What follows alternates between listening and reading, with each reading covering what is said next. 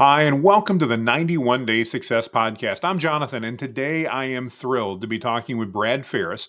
Brad hails from two different companies, both that I'm familiar with, and one of which I actually work with as a vendor. And I'm really, really excited to have one of the partners that we work with in business here on the podcast today. Brad, as we get started, for those that may not be familiar with you or Clinic Grower or Agency Growth Team, can you give us kind of the 30-second elevator pitch of who is Brad and what do you do nowadays? Yep. So a little bit about me, father of three, married to my beautiful wife. I just celebrated 16 years with her. So that's a big Congratulations. thank you.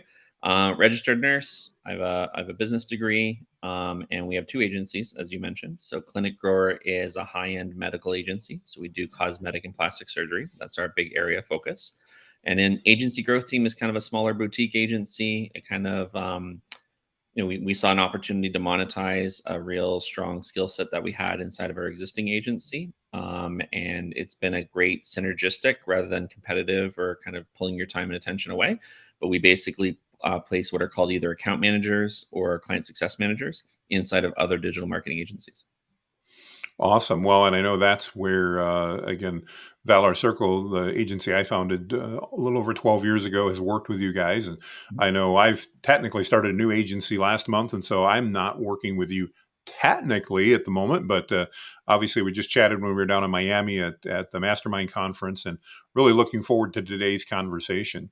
So, Brad, I know you've got a very interesting background. You've got marketing, recruitment, healthcare, all of those things in your background. Can you walk us through your career journey and kind of what led you to your current role as Chief Clinical Officer at Clinic Grower?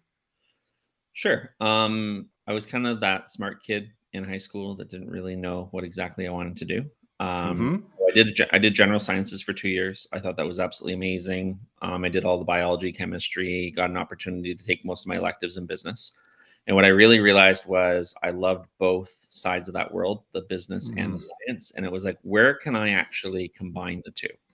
And, I looked into respiratory therapy, medicine, nursing, and I really thought to myself, what I wanted to do was run a hospital, right? So I thought, okay, well, if I get my graduate degree and then I go into nursing, there's going to be a good opportunity for me to be some type of director, vice president, CEO of a hospital. And when I actually got into nursing school, I fell in love with the patients at the bedside. I really felt that that was a big gratifying thing early in my career. So I did that for 10 years and then realized I actually didn't want to be in leadership in a hospital because I would never make a decision, for the next 20 years. Um, Sure. Went and ran a private fertility clinic for 5 years, and had a great opportunity to make a huge impact in the lives, obviously, of couples wanting to have children. And that opened the door for me to get into private equity. Ended up actually meeting Bref, my business partner, through a mutual client that we had in that equity firm. And that was the first time I actually got to see high level. And at that time, we were all kind of, anyone who's been around understands what they were scraping together with Constant Contact, MailChimp, and a couple of Excel spreadsheets. And I was like, oh my goodness, we can do this all inside of one, and it has better features than even ClickFunnels. So I had said to Bref at the time, I was like, hey, do you want to go conquer the world and build a big, massive agency? And I think for the first year, we kind of just, as any business partnership, you feel it out. How is it a fit? What are the financial impacts? Because you're both kind of trying to provide for your families as well Sure. as something at the same time. And all through COVID, all through everything else, every decision we made, largely, I would say 90% of the time, was a positive decision. Continued to grow the agency through all those difficult times, and came out on the other side with probably a lot more street credibility and experience than we expected to get through all the virtual things that the world changed with COVID. And really just ended up listening to clients in terms of um, what were the problems that they were experiencing that we potentially were interested in fixing. And when they were really, really valuable, obviously, it made a lot of sense for us to do it. But there was a lot that we decided not to do also. And again, we can't do everything, as you guys know too. Oh, Um, yeah. but no, we have 52 clients. Well over almost $1.5 million in terms of yearly revenue. And our goal is to hit three by the end of next year. Well, that's fantastic. And kudos on the decision matrix there. Wow. I mean, over 90%. That's amazing. I know I don't hit anywhere near that with good decision, so a little envious of you guys there. That's fantastic. Uh, I know at Clinic Grower, you guys talk about patient acquisition and helping your clients do that. Can you explain to the audience a little bit when you say that term, patient acquisition?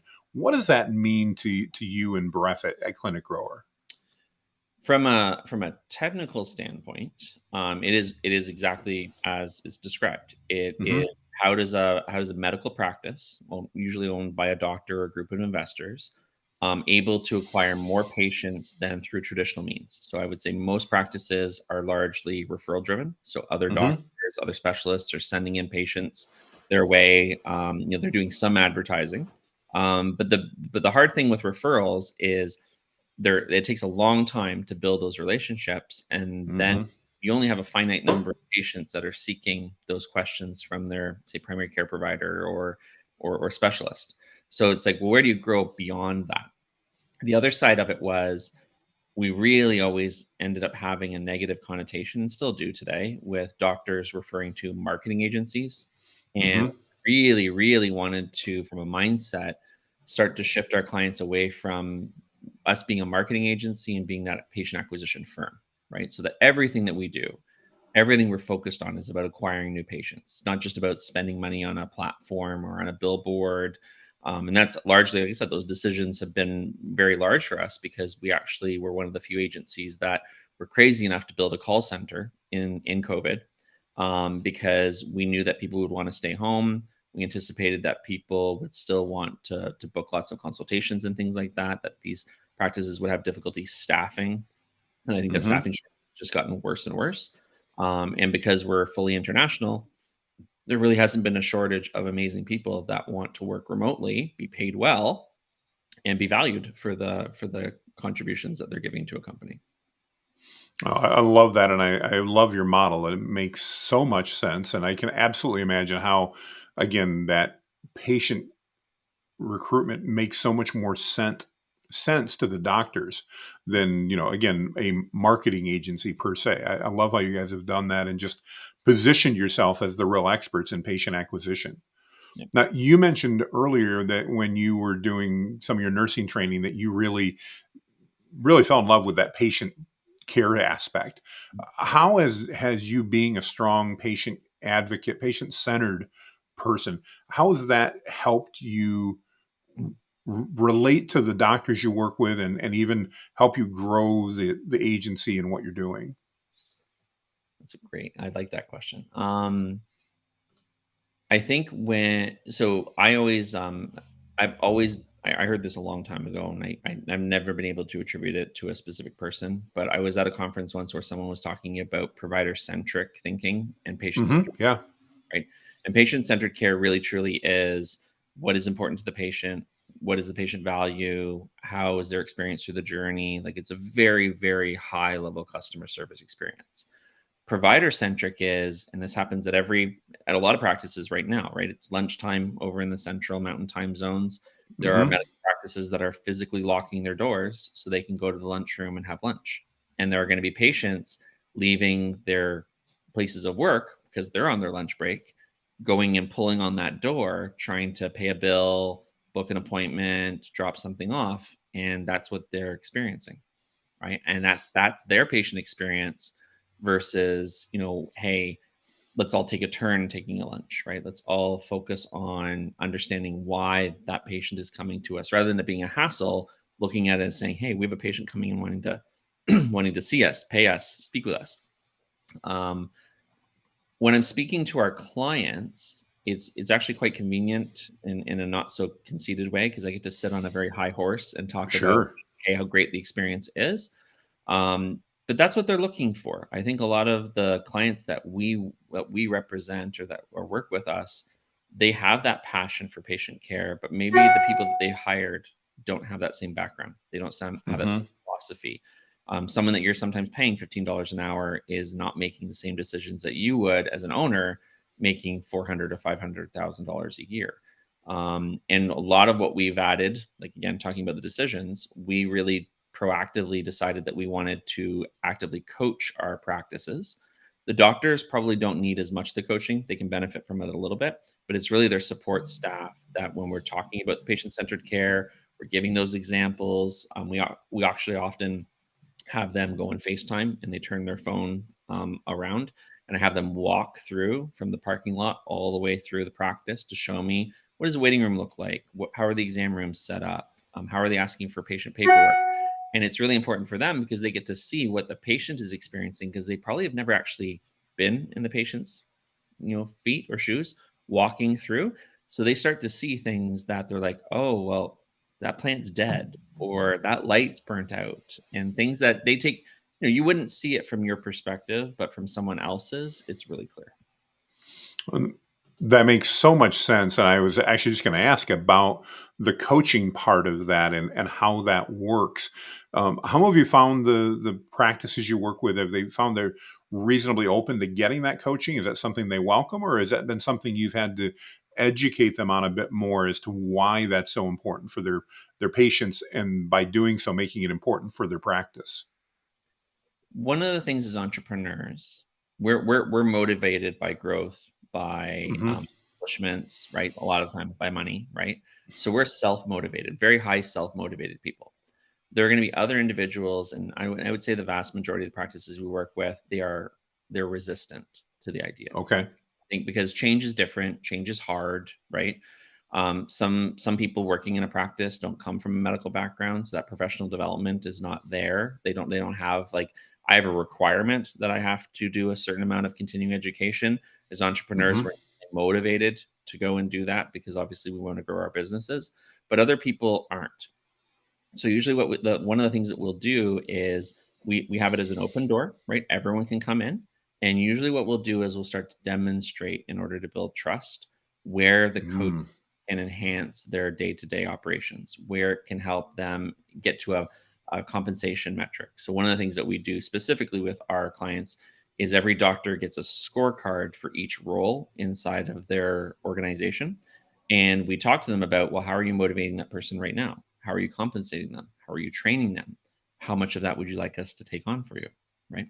And for a lot of them, the compensation is literally just money rather than time off, rather than vacation, rather than recognition. How those people are motivated is different. And a simple question sometimes is just like, are you feeling like you're getting everything out of your team that you want to get out of your team? They'll just open up and be honest with you. And then you're saying, like, hey, would you like my help? Right? A very permission kind of based approach. Hmm. You get that buy-in, other people in the practice suddenly start doing well, and you can use a little bit of that peer pressure. That there's not really that one person that doesn't want to be successful. You may just not want to admit it publicly. But you'll see that more and more people will jump on the coaching calls, right? More and more people will start using the resources, and then you get requests from the clients of, "Hey, do you have this? Do you have that?" And if we have it, obviously we share. If we don't, it's an opportunity for my entire fulfillment team to say, okay, we need to go make that because that's going to be valuable for other people that we want to talk to. So Sure. those become our lead magnets and our resources that we give it. Oh, I love it. And I love how you've taken a real interest in that clinic, in that practice. And it's a lot more than just marketing, it's helping them grow. And I've seen that same things on the agency growth team side, obviously, as you work with other agencies. But I love that model because it's not just about getting them leads and new patients and that. It's also about helping them improve as a clinic in order to provide a higher level of service, which ultimately is going to drive more patient acquisition. So it's a win-win all the way around. I love that. Thanks. You mentioned when you and Bref first met that one of the things that got your attention was high level and the ability to use a marketing automation software to kind of bring all of this disparate stuff together. Can you talk to me a little bit today? And I don't know the answer, but are you guys using AI at all to help with that, either chatbots or high level? What types of technology are you guys using with the clinics to help them increase their patient communication? Yep. AI is a whole other conversation. I think I come from it from and I don't want people to get the wrong impression. I think I come from it from maybe a different approach in 2023. So I had a lot of experience early on with dialogue flow, training Hmm. agents back in maybe the 2016 to 2018 time period. So we did have a really intelligent kind of agent that was able to help some of our clients with clinical research, really kind of do mass screenings, like thousands of patients a day that would have taken Wow. individuals a long time to do.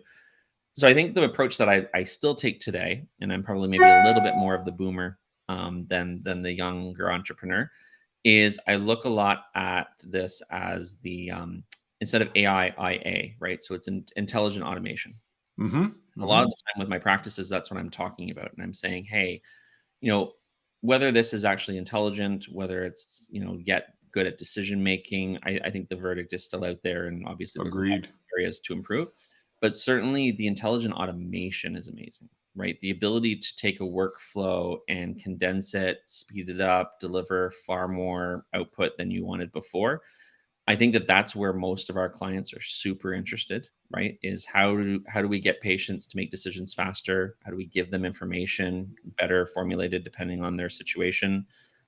For us, a lot of the time, I think it's recognizing that, I was laughing on a podcast with Chris Rodriguez yesterday, Mhm. and we were talking about my 6-year-old yelling at the Alexa on the podcast, like screaming at it, right? Because, it didn't recognize his command for adding a song to a playlist or something like that, right? And I was like, all of this intelligence is wonderful to the point where it frustrates you, right? And then Yes. you almost want to abandon it. And I think one of the things that we're using it specifically with our clients and their patients is we're very cognizant that we might have a 90-second window that software, that ChatGPT sequence or whatever we're using is functional to the patient, but it's finite. Like there's going to be a time at some point where that patient turns off, loses interest, and that's where we call them amazing individuals, right? So it's kind of like a different type of AI. I love it. I That's love it. where our human agents representing the practice need to be there at 30 seconds, 60 seconds, 90 seconds to take over the conversation, because we know that the intelligence just isn't there. It's not capable of doing everything that everyone wants it to do. Maybe it will get there, maybe it won't. Um, but we're smart enough to know that one person can only be in one spot at one time. So at least what the AI can do is be there as kind of a placeholder for a moment in time until the Mhm. real individual can get there and take over the conversation. That's actually where we found it to be very, very valuable. I love that perspective that you guys have on that, and as you know, I'm crazy about AI. I love it, but I've been telling everybody since I started using it that AI is not this easy button that everybody's proclaiming it to be. It is not going to fix all the problems on Earth. It is an easier button, and it fits really well in select situations, just like you're talking about. I love how you guys have thought through that patient process and that communication because you're right. It can fit a 30 to 90-second window probably in a lot of scenarios, but it can't fit a 5-minute window. It's not going to be, it's going to frustrate people over that.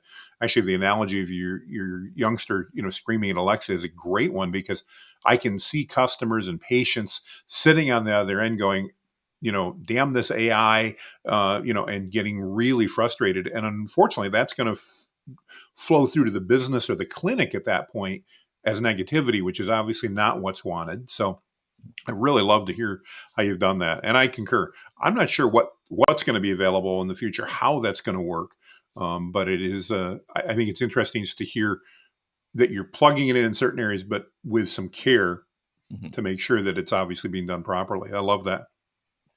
As you look at the healthcare field and obviously specifically the clinics that you guys work with, Brad, what do you envision or how do you envision technology continuing to change and evolve the healthcare over the next 5 to 10 years? Any crystal ball thoughts that you'd be willing to share with us? So I'm 42. I've been in healthcare since 2002.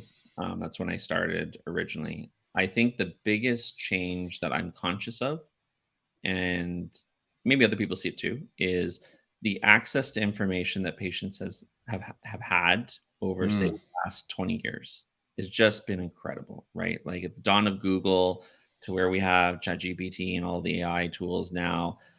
I don't know what the future actually looks like, but I would challenge most of us in my industry to think and start anticipating of, we've seen this with vaccine reluctance. We've seen it with the whole COVID thing. I think having all of that information is wonderful. It's powerful. It's incredible. but it can also reinforce the wrong ideas, the wrong impressions. And I think in at least in medicine, there's not an absolute yes or an absolute no, like in terms of what's right for a patient. There's a consensus in terms of what's probably best or what's going to give a Hmm. good outcome. But I think what we're going to be challenged with, and we're going to continue to be challenged with, is opinions that are supported with information that's probably taken out of context. So I always use the example of people. I did participate in a lot of the COVID studies, and it Hmm. was something that Bref and I were fortunate enough to do with the clinic grower. But people would come to me and say, "Well, see, the study said that we would get COVID, and that we all got COVID." And I'm like, "Actually, the study said that you wouldn't catch significant disease from it." And again, it's very it's humbling to me because I have to take a step back sometimes as the healthcare professional, and take a deep breath because I want to challenge that mindset from that person, but they can be hostile to it. And I think it's just understanding with that abundance of information, it's got to be really difficult for people. And it would be the same for me if we were talking about a different topic that I wasn't educated well in, right? Sure. It's going to be really difficult for people sometimes to have that open mind when they've been continuously reinforced with a piece of information that to them, it's part of their belief system, right? Someone else is trying to move them in a direction gently or aggressively towards maybe something else. But at the end of the day, I mean, we have to respect the fact that that's their right to choose. And all that we can do. And I think I've spent more and more time in my career being available for education rather than pushing for education because I think that person has to come to when the time is right for them. It's a really interesting perspective, and I like that. I mean, I think I can see that it makes so much sense that there is so much more information available, and I think we're all guilty of this no matter what we're doing. It's far easier to research things that fit our predefined narrative.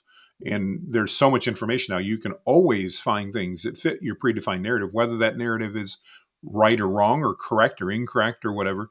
I think the example you gave there is really insightful about, you know, you it, if they understood what the promises were, it was different than what maybe their expectations were in that case, and what a difference that makes. That's got to make it difficult for clinicians and for doctors and nurses in the field, though, because I imagine you really, just compared to 20 years ago, you run into so much more questioning, and it would involve, I would think, a lot more education to Mhm. help educate the patients on what the reality of that situation is from your perspective as a professional. So very, very interesting. Eh, be interested to see how that gets handled over the next number of years, because I can definitely see that as an issue.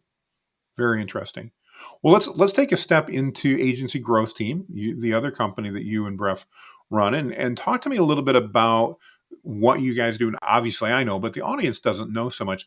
Talk to me a little bit about how that came about, what parts maybe of Clinic Grower fed into that. I know you mentioned originally that you already had some expertise in that area, and Mhm. I'd love to hear a little bit more about that transition from identifying, wow, there's a skill set here and a service that we do that we're good at, that we could transition into another area and add even more value there. Can you share that a little bit with us? For sure.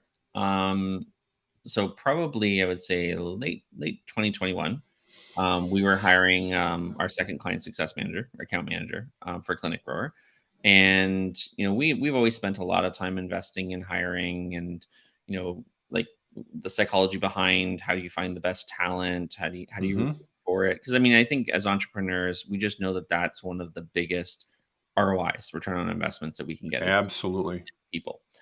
And when we were going through that hiring round, we were just very fortunate. I think that we had 7 really good candidates come through. We had almost that impossible choice of which one do we pick. Yes. And at that point, we were in different masterminds, as we all are, in terms of like different entrepreneurial networks and stuff. And I'd made a comment in one of the Slack groups of, "Hey, I've got all these 6 candidates. Like, I've now learned who they are. I've connected with them on LinkedIn, so you kind of feel a little Hmm. responsible for wanting them to find a good place." And I was like, who can benefit from one of these people? And it ended up that all 6 of them got placed. Right? People said, "Oh, I'll take one. I'll take one." It's like wonderful. So you feel good about it after, right? 3, 4 months later, we went to do our third hiring, because the agency was growing, which is great. And the same thing happened again. And I was like, "Oh, okay, that's a little odd." Like, 6, 7 really good candidates again, if not better. And I did the same thing. I did an outreach, and then people were like, "Well, how much do we owe you?" And I was like, "Oh, there's like a monetization component to this now, right?" I And love we it. and we weren't interested, I think, at that point in time in exactly that, because we didn't want to be a recruitment firm, right? I think one of the things I've always been conscious of with recruitment, having come from private equity, is they find this candidate, they vet the candidate, but then they leave. Like, they're gone right away the moment that the contract Right. is signed, right?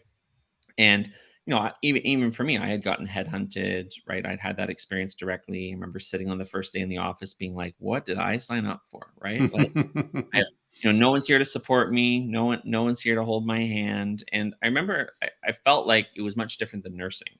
Nursing, when I came into medicine, was very much, you had the people that you mentored with, people that you shadowed, right? You had what are called preceptors, right? People that you learned from.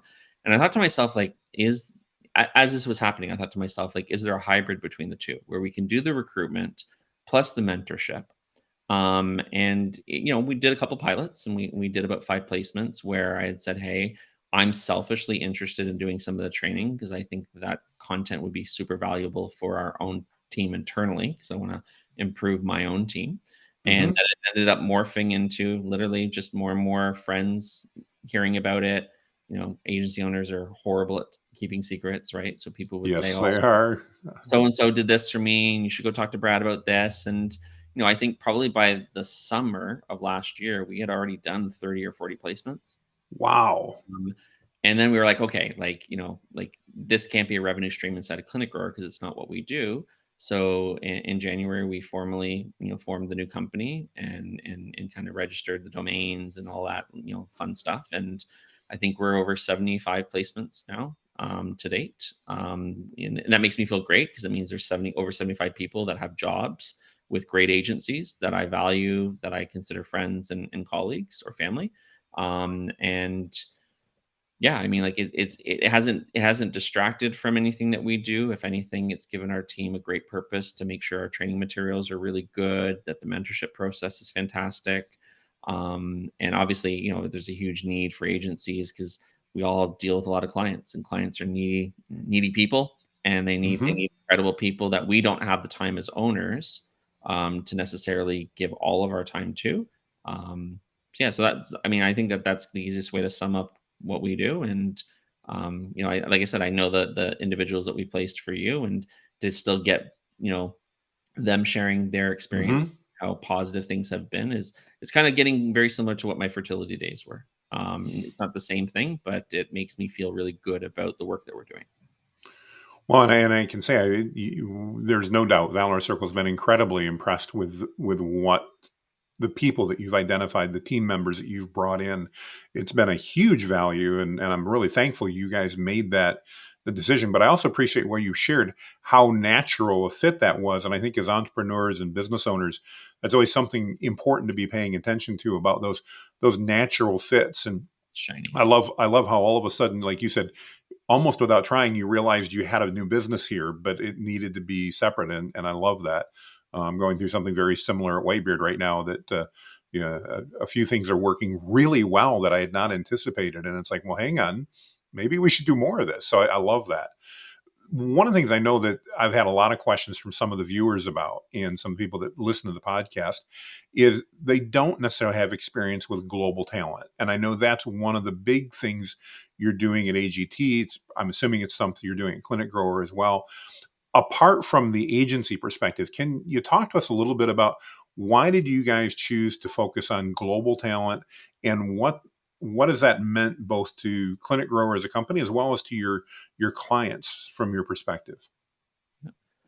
I've always been I think I presented this at one of the intensives that we were together. I've always been a little Hmm. bit contrarian, controversial person, right? I like pushing boundaries, and I'll sit with Absolutely. I'll sit with my thoughts and really kind of wonder. And one of the conversations that Bref and I had early on, as we were, it was just the two of us with a virtual assistant, literally 3 people when we first kind of started, was this conversation of, okay, we need an ads manager, right? We need a client success manager. We need someone to help us with fulfillment. And I'm up here in southwest of Toronto, Bref's in Tampa, and I don't know. In my head, I always just thought to myself, and And I was like, why would I want to be landlocked with only picking people in Tampa, right? If there is Hmm. an amazing person in Tampa, let's hire them, right? But if that person's in California, Wisconsin, a good part of Mexico, does it matter, right? And I think a lot of the time when we hire internationally, I think people think it's because of the exchange rate, right? You get different people in different Sure. Okay. Yep. world, different costs of livings and stuff like that. But I never looked at it from that perspective because some of our people that live internationally get paid just as much as you would here in North America. But I thought to myself, why would I ever want to limit my talent pool, right? Because our SEO specialist, our operations manager, all three of our client success managers are not North American based, and they Hmm. have they have skill sets and education and work experience that I probably couldn't afford, in reality here in North America, and the work ethic, I don't think I would find if I was trying to. And, when I'm looking for talent, I don't want the top 50%. I don't want the top 10%. I want like 1% or the 0.1%. Like exceptional, Exactly. exceptional for me, both in mindset and skill and ability, is an invaluable competitive advantage. And I think that one of the things that we noticed with Agency Growth Team when we formed it was agencies, whether we were saying it was a competitive advantage or not, were understanding that not only could they cut down on their hiring time, not only could they find the top talent, but also they didn't have to support that talent maybe as much as they would. And success managers always say they're kind of like puppies for the first 2 years, right? Like they Sure. an incredible amount of time and attention to get to where you want them to be. So you can either overpay that by trying to headhunt from another company, or you can develop that from younger talent somewhere else. And like to me, again, we have employees that work in the US. I'm the only Canadian, but it never was a question of like where they lived. It was, can they do the job and can they do it at a level that our clients would appreciate? And I don't know that I've ever gotten a complaint from a client. I think because we've shot for that really high degree of excellence, I'm sure I would hear it if it was the opposite side. But if anything, all we get is compliments. One of the things I remember you saying, you did, I remember we met at, I think, that intensive where you were presenting and sharing some of your perspective about this. And I remember one of the comments, I don't remember the whole context, but somebody in the audience had said, hey, what about just if your clients are frustrated about the fact that they're dealing with somebody outside of the US? How do you address that? And I remember your answer, and it really resonated with me. And that was, well, first of all, if you're hiring the right individual, the location doesn't matter. And secondarily, the answer is simple.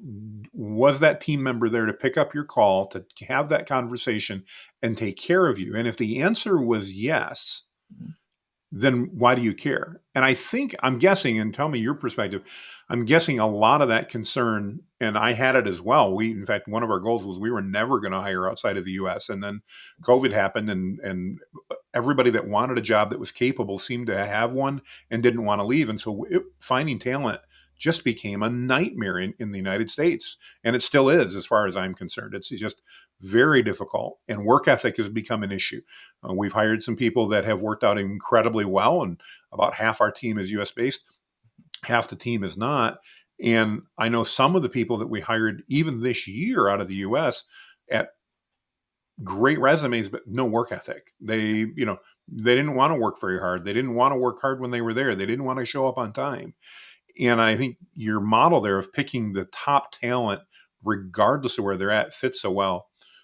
Long monologue on my part. I guess what I'm trying to get back to, I think that a lot of the frustration and concern that entrepreneurs and business owners have about hiring global talent stems from dealing with AT&T or Comcast and talking to somebody overseas that, one, was incredibly difficult to understand, and two, that was not put in a position by AT&T or Comcast, and I'm picking on those two global companies, to be able to actually do anything. In other words, they were even worse than the AI we talked about because they weren't empowered to do anything. They had a script, they had to follow it. You couldn't understand the script. When you had a question, they couldn't answer it.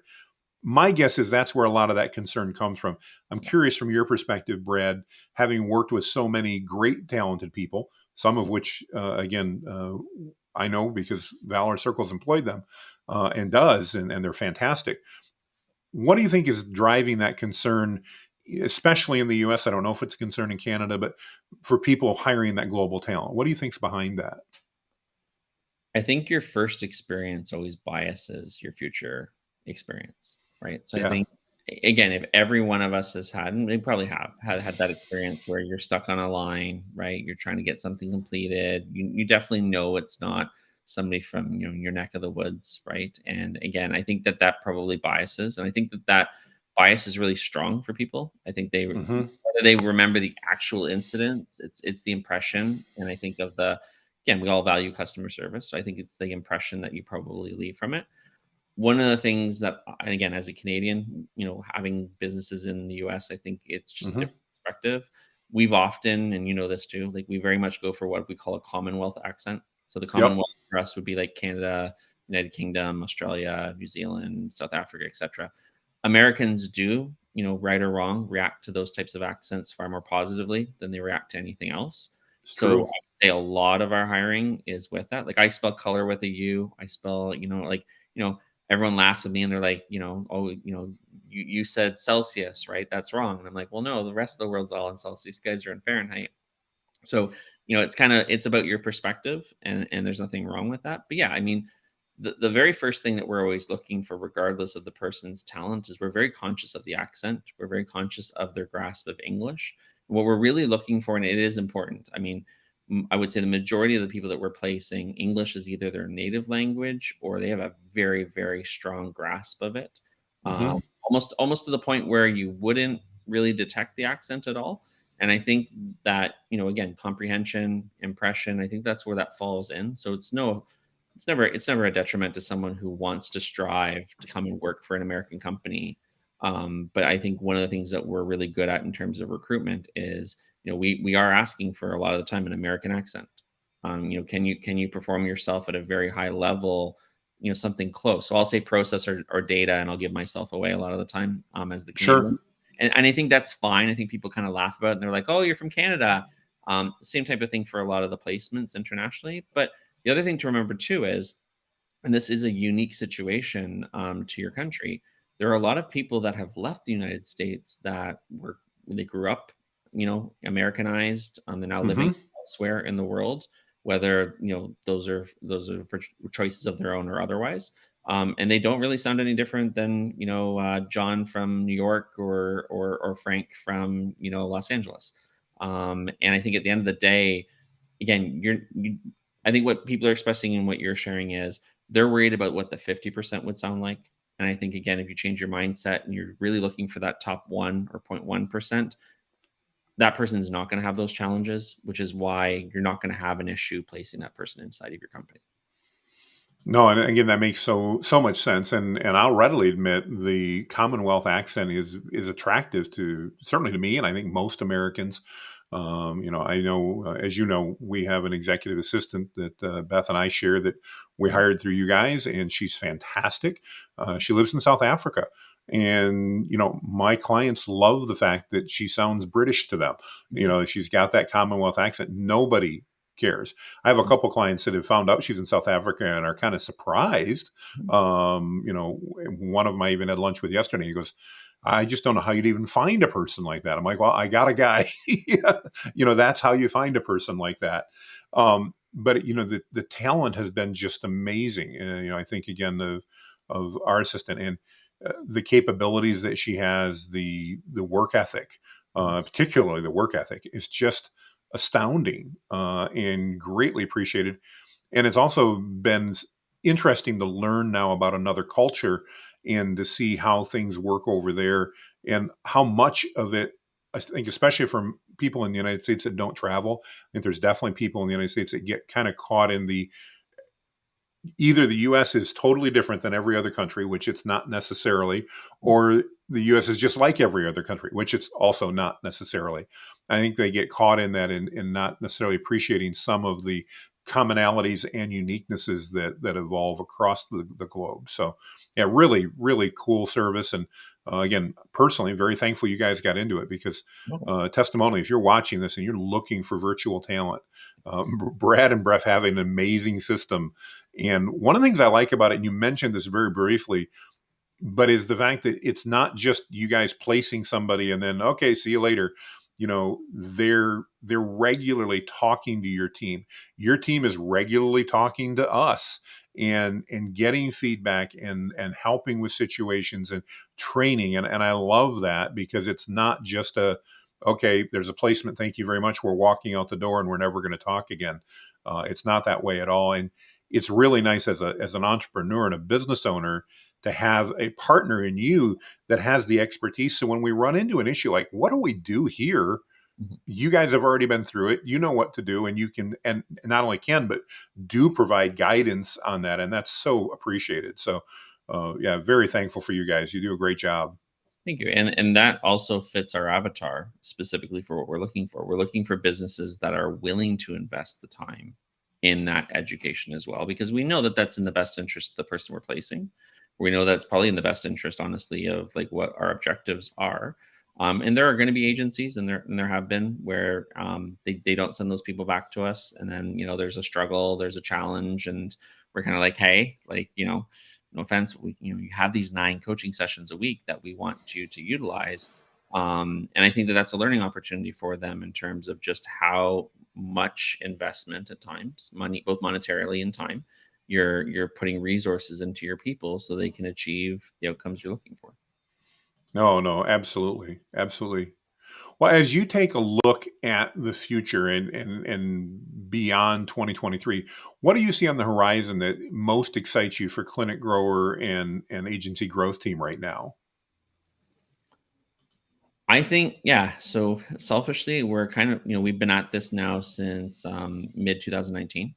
So Bref has had the agency originally 2017, and I joined in 2019. I think we're just at that, we're just getting over that hump of enough people that are the right type of client that we're looking for, understanding who we are and wanting to work with us. And that's really, really exciting because it's a lot of work to get that traction. You know this too in terms of doing content, it's a lot of time. And I feel like over the last couple of months, right, whether we've been attending conferences, we've been doing, podcasts such as this, enough people are seeing our stuff that it's just becoming a little bit different, right? The type of client coming to you, how much they're educated about what you do. They know that it's just not a flash in the pan kind of marketing pitch, right? They actually understand that it's your belief system, that you're passionate about it, and that you care. That's really exciting for us. And I think that, if you're an entrepreneur, considering that that's the type of longevity you want to have with your business, you probably want to start that today, just knowing that it's going to take a little bit longer than you want it to be. But it's been a long time paying off, but I feel really happy that we put that time in, and I don't regret any of it, because I think now, when we are asked to speak at conferences, intensives, we get invitations to come on podcasts such as yours. It's another opportunity for us to put content out there and to potentially attract the right type of client back to us. Well, and I certainly, of course, I'm biased in this area, but I think that's a something that most business owners don't think about as much as they should. And it is so important to get out there to be seen as that expert in your industry. And some of the best ways to do it is to show up on podcasts like this one that are going to be put up on YouTube and put out on social media. And it's amazing. The more you do that, the more people start calling you and going, "Hey, Brad," or "Hey, Jonathan, I want to talk to you because I saw this." It's just it's very rewarding, and it's also, I think, a great way to build a business. Speaking of building a business, the name of our podcast is 91 Day Success Podcast. And I'm really curious, especially with your background in multiple businesses and private equity, how you might answer this. So, what we ask is real simple. If you were given $1,000 and had to start over a brand new business, you don't have to worry about living expenses and all that. That's taken care of. But you've got $1,000 to put in the business. Based on your experience, your knowledge, and all that, Brad, what would you do in the first 91 days, the 3 months, to try to build a business that was generating 10,000 or more a month after 3 months? Any thoughts on that? Mhm. Yep. Couple easy lessons that I'll pull back to some of my old professors from business school. Please. I think I would take 5 minutes and have an honest conversation with myself about what do I do best, right? What do I know? You may not be the best in the world at it, but it's like the one skill that you have that is your strongest. And I think that whatever business you're going to have, you're going to want to build around that. So, right. For me, selfishly, it was I could walk into a practice right on day one and I could see all thousand things that were wrong. And in my mind, I knew largely how to fix each and every one of them. That was my Hmm. specific skill set, just seeing the entire landscape, right? I think if you're someone who's a great salesperson, listen, whether you're coaching other people in sales, whether you're gonna get clients yourself, again, investing. I don't know how much of that $1,000 I would invest in myself, but I think what I Sure. would really do is I would have a hard look at, rather than picking something that's new or flashy or the trendy thing that you gotta go and learn a lot about. If you already have a skill set that is unique to you and that you're really strong in, I would almost say double down on that, because I think that that would make the most sense in terms of getting both to the time, because you're only giving me 91 days. So building a big business takes a little bit longer than that. It does. Absolutely. But if I was going to shorten it down, in my opinion, that's what I would do. I would focus on doing something that you can do at a very high level. Awesome. Well, that's great advice, and I appreciate your perspective on that tremendously. It's hugely valuable. So, Brad, if somebody's listening to this and they go, "Man, I really want to get a hold of either Clinic Grower or Agency Growth Team," maybe they're driving in their car right now, so they're not going to see the website stuff we're going to put up here. What's the best way for them to reach out to you guys and to connect? Yeah, you probably, if you Google my name, it's not very hard to find who I am. So it's just Brad. It's Brad Ferris. So we've got brefmchugh.com, bradferris.com, we've got clinicgrower.com. I think all of our LinkedIn's and Facebooks and stuff are all the same names that we have as well. But yeah, like just literally clinicgrower.com. I know a lot of people are clinic growers, but we got that one too. So if you end up typing any of that stuff in, you're probably going to see one of our faces, probably multiple times indexed in SEO. Awesome. Well, I appreciate that. And thank you so much for your time today. I know you've got a ton going on. And if you like this podcast, I want to encourage you. We talked to Bref about a month ago, and it's interesting to hear similar but yet different perspectives on the same businesses. Obviously, the discussion was a bit different, but quite related. And I think it's really interesting to hear both sides of that along the way. So thank you, Brad, for your time. I know you've got a lot going on. It's been a busy week. I'm so thankful for your time, and I just want to thank you again for joining us today. Thank If you. you've stuck with us through the podcast, I want to thank you for listening and joining us, and I look forward to seeing you on the other side.